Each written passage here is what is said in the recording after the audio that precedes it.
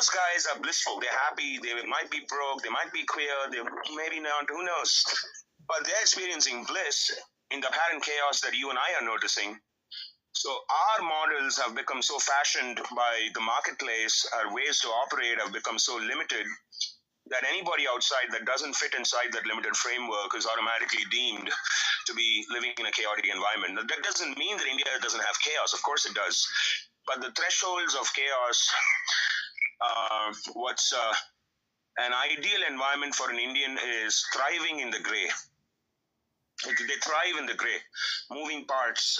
So many. What if this is true? This could be true. If that is true, what if that isn't true? It's kind of a 50 Shades of Grey, reliably so.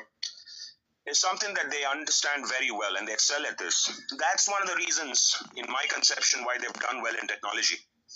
It's a deep understanding of the abstractness of the world, and that's manifesting as math. So they could, I agree. Yeah, the straddling of abstract ideas at the same time with extremely specific mathematic calculations and bringing them together gives them a cultural niche to play on, and that's the field of technology. Sorry, Vincent, go ahead, please. But at some point, right, you have to convert that abstract understanding of the world and how you can transform technology into profit for the everyday Joe, right? Otherwise, it's like most empires in the world. The king can be really rich, the royalties are very rich, the landlords can be very rich, but the majority of people are still extremely poor. It's like China, right? They can keep on saying that the second biggest economy in the world, right? But most of the wealth resides within the CCP members, all the cronies within the system. But the majority of the Chinese people are dirt poor, right? So you can say how big the economy is.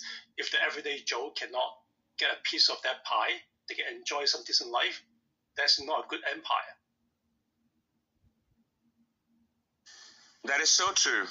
It is so true. And it's important for people to have a fair opportunity to take a shy at the economic, let's just say opportunity again. And I think that's a challenge, no question. And this is where population and scale can easily bear you down and overwhelm you, no question.